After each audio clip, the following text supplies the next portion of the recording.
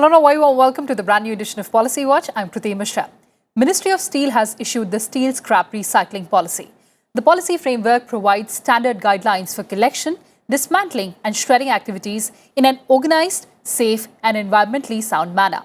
It also promotes 6 Rs, principles of reduce, reuse, recycle, recover, redesign and remanufacture through scientific handling, processing and disposal of all types of recyclable scraps, including non-ferrous scraps through authorized centres.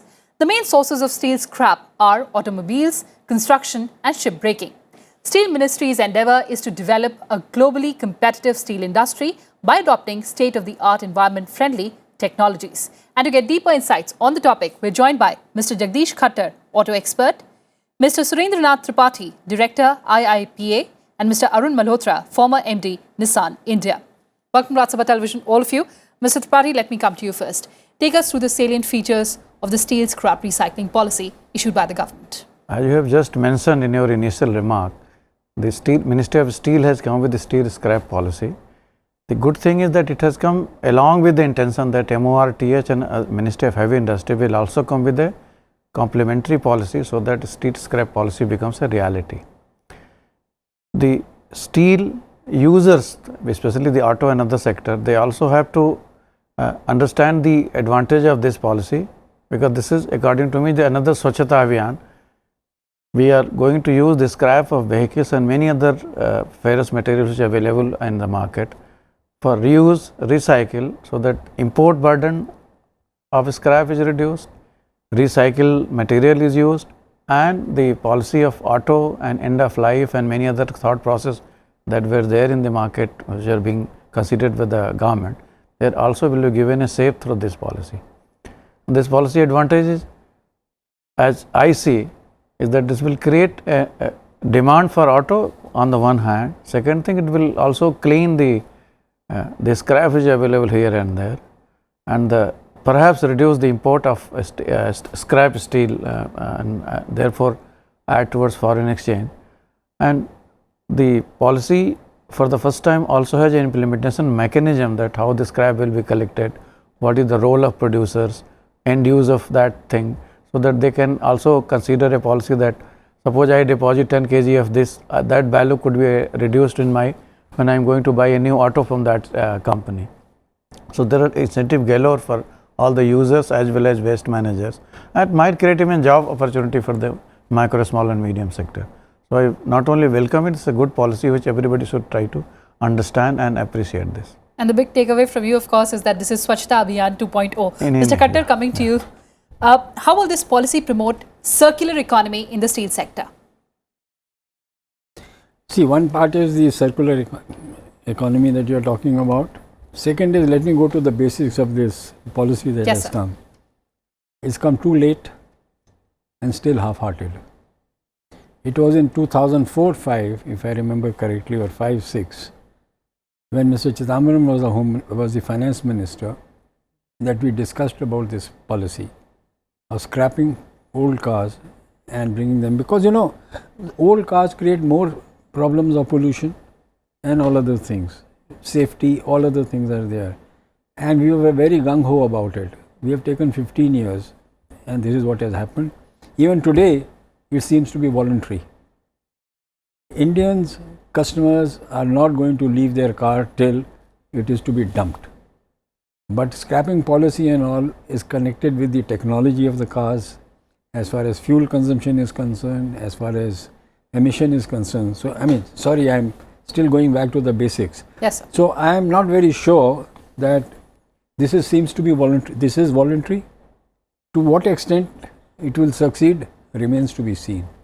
So, government and the agencies will have to do a lot of spade work to make people agree to it.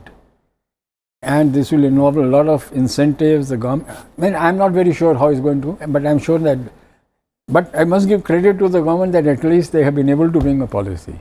So that's the first step, and maybe after some experience they can keep change it and upgrade it. So finally, after this long journey, the policy has been notified by the government. Coming to you, Mr. Malhotra, Sir mentioned about incentives. Now, this policy says that Ministry of Road Transport and Highways and also Department of Heavy Industries will come up with a policy on extended producers' responsibility, ensuring that vehicle manufacturers provide incentives for scrapping. What would this mean for your sector? See, there are two things. As Mr. Khattar mentioned, this has been discussed for a long time. Two things which will emerge is, in India, our biggest problem is a lot of vehicles, especially commercial vehicles, not even passenger vehicles, are 15 years old. They are 9 lakh vehicles.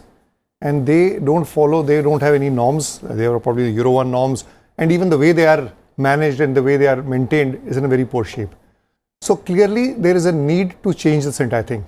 I think it may not be mandatory, but there are two things which are working. And this is what I understand from the draft policy which is being circulated among the industry. One is there is some incentive given to the person whose vehicle is scrapped. So he can go to that location and get a certain value for it. Second, which will happen is what the government is simultaneously thinking is that when vehicles cross the threshold period of 15 years, then they come for registration. The registration charges will be very high.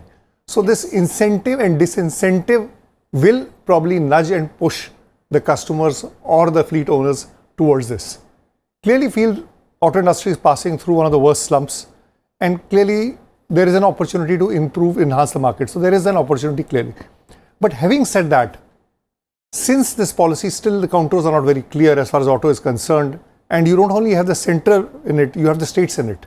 Because we are talking of 3 types of incentives. One is the manufacturer gives, which is like a tradable bond. You can say once you scrap it, you get a certificate. But the second part is the government's responsibility is also that when you reuse that for buying another vehicle, you get some reduction in registration or road tax. So when you combine this, it will be beneficial. But we have a federal structure and the state governments are in road tax registration beyond it. So we need to combine it. I think the note is circulated among all stakeholders, but I still feel it's a welcome step being discussed for a long time. There will be challenges, but it's a very step forward and it will see the light of the day very fast. You're making a very important point, and let me take that to Mr. Tripathi.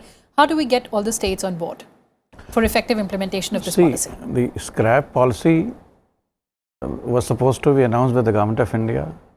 Nevertheless, it is in the public domain now. Time one can perhaps appreciate, as Sir was telling, that it could have been earlier. Many things could have been earlier, but nevertheless they are today. One. Two, the scrap policy that has been designed, it has taken into account the motor vehicle and many other heavy steel end user industries. So this industry and requirement of waste, I don't think any state will oppose that waste should be allowed to continue as waste, and they have no interest in cleaning the waste and clearing the waste. So states will be on board, and certainly these policies take into account when they go through a comprehensive, extended consultative process. When GOI announces any policy, it goes through all those pains and takes into account the various stakeholders. I am sure that they must have taken a state and other relevant stakeholders on board. So I cannot conclude by policy that because this policy is there, it may or may not have been. There is no reason for me to speculate that the states and other stakeholders are not on board. One. Two, the incentive structure, the end user responsibility of the producers, and the policy has been designed in such a manner that it will help all the stakeholders. The producer will get new additional raw material. We will use the waste for the wealth. Waste to wealth policy will come. The waste which is creating dump yard and occupying useful space in urban areas will become free. So there are various other advantages of removing waste and converting to wealth. That is as far as the social and other impact is concerned. But yes, the auto industry seem to be a very visible option here because we are suffering in some respect in auto sector. So this appears to be a very good incentive for the auto industry. But raw material, steel is a raw material which we have to use it judiciously. So this will also reduce the use of basic raw material and use the reusable and recyclable material. So it will also add to the natural wealth of the country. So I see no point in all benefits all around, and I do not find any merit that. Nevertheless, it is too late, but it is not too soon also. It's never too late, but of course you said that waste to wealth would be a welcome idea. But Mr. Khattar, setting up so many scrap yards would be a challenge? Of course. Listen, sorry, I'm seem to be out of step with others. Yes, it was required It is very important. Should have come much earlier. Better late than never. But let's face it, this is not going to be easy to implement. You know, in theory it looks good, but our people have such love for their vehicles that they will continue till even one tire remains out of the four. So if there is an element of voluntary, is going to be difficult. Yes, they will come with incentives, disincentives, all sorts of things. I mean, why not go straight forward and say that after this you have to go, this vehicle has to go, and then sort it out. I mean, we are carrying a burden of so many years with us. We need to clean it up. So the point I'm really making is that it is very much required, but you know, I have an experience in India. When we have some tough things to do, we start in a small way and then gradually learn with experience and upgrade and improve. So bottom line is, it's an initiative which has come now, better late than never. I don't think, as they are saying, that there is a shortage of this thing and we will have scrapping and it will increase the market. I don't think it, for another few years, you will see any result of this. A lot of work will have to be done, a lot of alteration will have to be done in the policy, a lot of learning will have to be done. Scrap yards are to, you know, we studied that when we prepared a brief for the government. The manner in which the scrap yards and all policy which are undertaken abroad, this is only a paper policy that we have done. Implementation, agencies to be done, viability of those agencies, there are so many other things that will take place. So I only hope that the government will set up a group of people from various agencies who may be involved in decision making and implementation, because let's face it, it's very important for us. And we need to get a consolidated feedback from the implementing agencies as to the problems that they are facing and they can be resolved. So there should be a working group, there should be some group, we should be implementing it, consisting of all stakeholders. They give back a feedback to the government, because once everything is in place, the results are huge. Huge for economy, huge for environment, huge for job creation, you know, fuel consumption, so many things will take place. So it has to be chalked out, implementation has to be proper, and I'm not too sure that we will see the results very soon, but we should be determined to move ahead and take care of each problem that arises. We'll talk about job creation and environment in just a bit, but Mr. Malhotra, what Mr. Khattar is saying effectively is that there should be an element of compulsion that should be introduced by the government. Your take on that? So, you know, compulsion clearly, but whether in a democratic institution you can have compulsion is $1 million question. But the proposal which is there for registration of vehicles after 15 years, and if the costing is about 50,000 rupees, most of the vehicles which have run 15 years, their resale value is not even 50,000. So effectively, you may own the vehicle, you will have the vehicle in material form, but you can't drive it. So, you have, I think 20-30% of the vehicles on the road are not registered and not paying any tax. No. Let's face it, and across the country in rural areas. Mr. Khattar, so there are challenges. There are challenges, but the point is, now we have introduced the concept of 5 years. 5 years of insurance, which is there for 2-wheelers, 3 years for 4-wheelers. Clearly, the step has to be in that direction, and industry has taken note of it. 2 major corporation auto industry companies have announced scrappage plants already. One has announced 6 months back, and one has announced 15 days back. So industry is also quite serious on it. Otherwise, nobody is going to invest major project if they don't see business in it or they don't see benefit out of it. So, I mean, the task is not easy. But having said that, I believe the change is coming, and the change will be visible. Probably you will start with some sort of, I would say, not force, but incentives and disincentives, and if need be, you can have compulsions also, and you can have mandatory also, as Mr. Khattar has been saying, that why not have it? Yes, to have it. If we have the political will, we can have it also, because the benefits, and you've seen the negatives of it. Most of the vehicles which run, their vehicles are scrapped officially, but they're not scrapped. Yeah. Some different engines, old engines are put on it, and they are again running on the roads. And these are the vehicles which cause 10 times more pollution. Accidents. So they are accidents, there's no safety in it. So this is, I think, is a multi-pronged approach. There's a traffic police, whether it's registration. I know the task is difficult. But having said that, we can doubt the efficacy of it, but the step is in the right direction. And I believe once the momentum builds up, it'll gain faster. Nonetheless, I'm a the staunch beginning has optimist in been this made regard. by the government. But coming back to the steel sector, Mr. Tripathi, the National Steel Policy 2017 envisages production capacity of 300 million ton per annum of steel in India by the year 2030. How will this scrap policy make our steel industry more competitive? See, a growing economy like India, when we are aspiring to become a $5 trillion economy, steel, cement, these are major movers and shakers of economy. If we are going towards $5 trillion economy, there will be lot of role and lot of requirement of steel, we all know it. Scrap policy will add to the steel productivity, answer could be yes.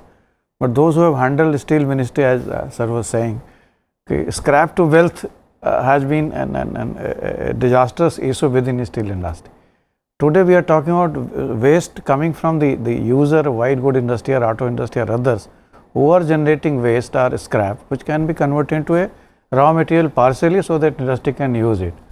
If they are willing to use it, as our other panelist was saying, industry has to come forward to manage and handle the scrap. People have to come forward to surrender their vehicle and other white good steel. There has to be definite the plan of action and incentive visible and otherwise, so that people will come to it. And then industry also need to understand that how we will use that raw material, because the raw material created out of a vehicle 10 kg or 5 kg of steel of my Mazda car cannot go straight away to steel sale India and will start becoming a raw material. There are a lot of processing in between before the scrap becomes usable, either as a collection center or as a user at the steel industry. So it's a complex web of problem. This has a wider ramification, but policy intent is that yes, we want to aid and support the steel industry, we want to support the auto industry who are the major users of it, and other white good industry, and we want to have the change the citizens' behavior by adding value to the scrap. Antique value and social and emotional value for my first car, for my first bicycle are always there. Nobody can take away that from me.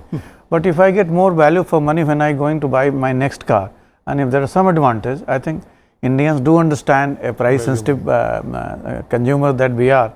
We know value for money. Industries may not be that way appreciating global value chain, but our consumers are very conscious. If they get incentive, they will come back. And these are positive incentive. These are positive, what we call it, the behavioral nudge, which will make impact on consumer behavior on the one side, getting better vehicle and better consumer goods item on the other side, plus getting some wealth out of the waste. I think it's a gain-gain, win-win situation for everybody. But government intention, whether we will achieve in full or it requires some more enablers to be put in place, whether industry readiness is there or they need to be nudged little more, all those are work in progress. I hope government must have considered all these things, and I am sure that if there is something yet to be addressed, government is quite open.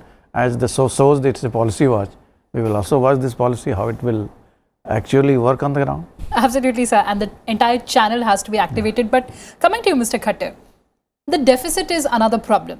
Deficit of? The deficit of scrap in India. In 2017, there was deficit of 7 million ton, and then we had to import. The cost was around 24,500 crore rupees. How will this policy fix those demand and supply gaps?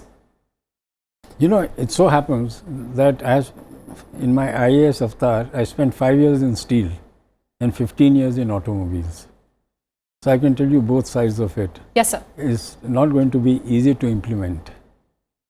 In India, in these things where you have to scrap and all other things, there has to be an element of compulsion or some amount where he is not penalized, but he has to pay for it. But on Indian roads today, why do you think they have gone for motorcycles to have a 5-year insurance? Because after 1 or 2 years, people don't do it. They don't pay any road tax. They don't do insurance. So, you know, we have to see our culture and our habits and then come with a policy. So you have many things to be plugged in order to make it. But coming back to your question of how to do this, and that is happening, you know, we have a deficit of scrap, yes, sir. But it does not mean that scrap is not there. It's being used in different ways. What we are doing now is going to organize it better, and they will be able to do it. Believe me, it is not going to be easy, because I remember when we were in automobile and in steel, scrap dealers were the strongest in the industry. not the producers. Scrap dealers were the strongest, and their lobby is very strong. I mean, even you look at the automobiles, the manner in which you have you have all sorts of people who are not a part of the system. They are stronger than others. So coming back, I think it will make a difference because now it's being legalized. I suppose as we go along and as we learn, you will also get notifications or rules where it becomes compulsory. You will have centers where the collection will take place, but that is a process which will take time. I mean, sometimes intentions are good and there is no doubt about it. Implementation in a place like India with different cultures, with different states, with the fact that this is a subject which is controlled by center, is not controlled by the states, and states have their own lobbies. I mean, let's face it. So I think it will be a work in progress, a good start, let me put it. After a long time, it's a good start. The government has shown its intentions, all credit to it. Government has got both the ministries on board, all credit to it. Government has been able to identify, all credit to it. Now, real work starts. Legislation is okay. Administration has to take over. Absolutely, and you said that intention is there, and Mr. Malhotra said that political will is there. Mr. Malhotra, tell us about the job creation potential of this policy. So, job creation, one clearly is this, not in the short term, but the medium term, it will help enhance the auto market even. So, obviously, you have so many job losses in the auto industry and more in the ancillary movement. One is the job creation on that.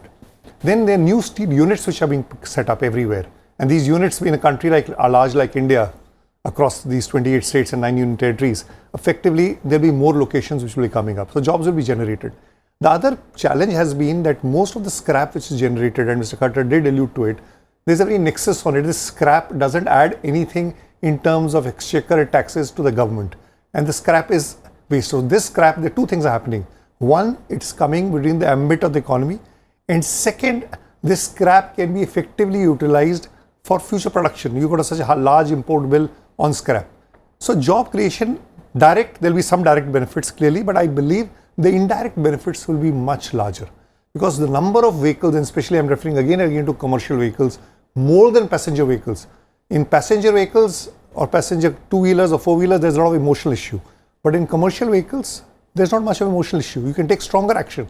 So you can start from commercial vehicles, which run about 60,000 kilometers a year. I mean, they have crossed 10 lakh kilometers. And then come to the next level. So it clearly can be done. And of course, there are reports that with 7 million ton capacity of steel, 3 lakh jobs are created. But coming to you, Mr. Tripathi, giving you the last word, I have last 30 seconds on the show. Steel is the most recycled product globally, and recycling accounts for 40% of steel production. Any specific lessons for India from countries like Japan, Russia and US?